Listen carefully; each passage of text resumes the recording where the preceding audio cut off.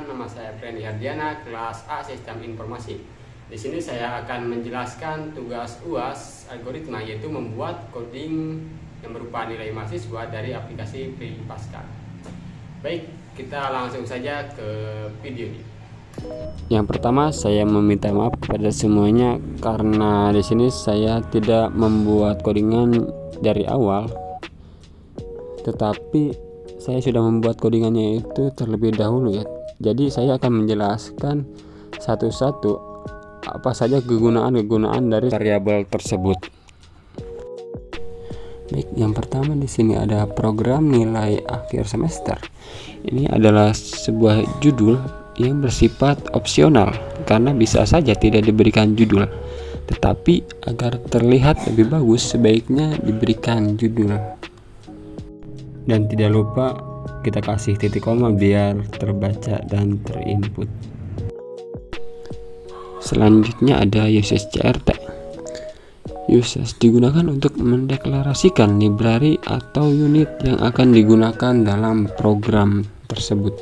Sini ada var. Var ini adalah sebuah variabel yang artinya kita menambahkan variabel apa saja yang akan dibutuhkan dalam program. Contohnya ada nilai, data, terus bernilai integer, ada UAS, tugas, absensi, angka, UTS bersifat real, ada NIM, mata kuliah, alamat, terus itu bersifat string, ada huruf bersifat char, nama, n itu bersifat string. Jadi deklarasi variabel dengan tipe data yang sama dapat dibuat bersamaan dengan dipisah tanda koma. Selanjutnya ada begin. Jadi begin ini adalah bagian utama dari sebuah program. Terus CLR SCR. CLR SCR ini digunakan untuk membersihkan layar pada proses output. Nah, kenapa di sini begin dan CLR SCR ini tidak sama? Yang begin tidak diberikan titik koma sedangkan CLR SCR diberikan titik koma. Karena biar CLR SCR ini terbaca sedangkan begin itu hanya bagian utama saja dalam sebuah program. Read dan readline ini adalah suatu prosedur yang berguna untuk menuliskan teks ke layar. Jadi readline adalah suatu prosedur yang berguna untuk menulis teks dan kemudian menempatkan kursor pada baris berikutnya. Tidak lupa kita menambahkan buka kurung dan koma di atas biar variabel yang ada di dalamnya itu terbaca dan terinput oleh program. Yang pertama di sini ada menu utama. Nah, menu utama ini adalah sebuah judul yang terdiri dari yang pertama ada input profil mahasiswa, input nilai mahasiswa, dan laporan nilai mahasiswa. Nah, ini adalah menu input profil mahasiswa. Di dalam profil mahasiswa ini terdapat NIM, nama mahasiswa, program studi, alamat, dan nomor telepon. Read ini sama kayak readline, namun berbeda posisi kursor. Read ini adalah menulis teks dan menempatkan kursor tepat setelah teks terakhir.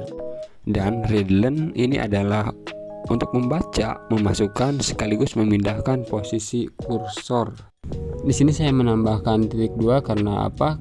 Karena ketika kita menginputkan NIM dan nama mahasiswa itu terlihat bagus ya. Jadi ada jarak. Tidak lupa semuanya kita tutup dengan readline titik koma ya biar paragraf tersebut terbaca. Nah, selanjutnya di sini ada nilai mahasiswa. Nilai mahasiswa ini terdiri dari NIM, nama mahasiswa, mata kuliah, nilai absensi, nilai tugas, nilai UAS, dan nilai UTS.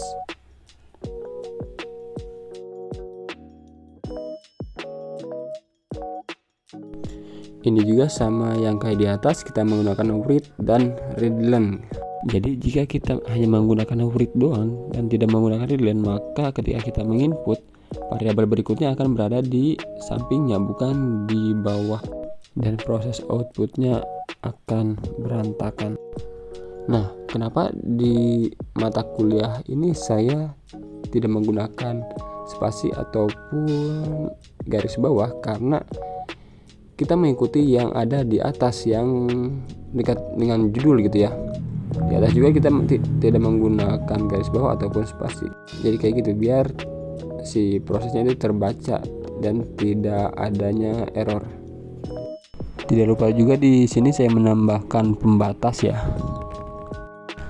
Nah, di sini saya menggunakan rumus if dan else karena agar bisa mengetahui nilai angka dan huruf secara otomatis ketika saya menginputkan suatu nilai. Absensi ini saya kasih nilai 30%, UTS 30%, UAS 30%, dan tugas 30%. Dan menginputkannya itu bukan 30% dikali absensi ya, tetapi 0,30 dikali absensi ditambah 0,30 dikali UTS ditambah 0,30 dikali UAS dan 0,10 dikali tugas. Tidak lupa akhirnya kita kasih titik koma. Selanjutnya itu rumus if dan else ya. Nilai angka lebih besar dari 90 saya kasih nilai A, terus 85 saya kasih nilai B, 75 C, 65 D, dan 0 itu saya kasih nilai E ya. Yang terakhir ini adalah laporan nilai mahasiswa. Nah, ini di setiap judul kita itu harus menggunakan garis bawah yang panjang ya, biar ada penghubung antara judul dan isi tersebut. Di dalam laporan nilai mahasiswa ini terdiri dari NIM, nama mahasiswa, program studi, mata kuliah, nilai absensi, nilai tugas, nilai UAS, nilai UTS, nilai angka, dan nilai huruf. Nah, kenapa di sini saya menggunakan read dan written? Sebenarnya tugasnya itu sama aja ya, tetapi ketika saya menggunakan read doang di dalam nilai absensi itu tidak akan bisa, dan si output tersebut akan berada di sampingnya gitu. Makanya kenapa saya menggunakan abstrak atau percampuran, karena biar terbaca dan proses outputnya itu akan berada di bawah variabel yang lain. Jadi seperti itu ya. Nah, ini adalah program selesai dan terima kasih. Itu adalah akhir dari semuanya, akhir dari input. Jangan lupa kita menggunakan readline dan readline, titik koma dan n. Readline ini biar pas kita output itu tidak langsung kembali ke layar utama. Dan n ini adalah untuk mengakhiri sebuah program. Dan jika kita menggunakan titik koma, maka si program tersebut akan error dan tidak akan pernah terbaca dan terinput.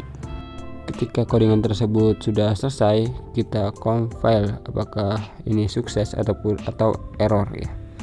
Kita klik. Nah, ternyata di sini compile successful, berarti codingan tersebut sukses dan tidak mengalami error ya.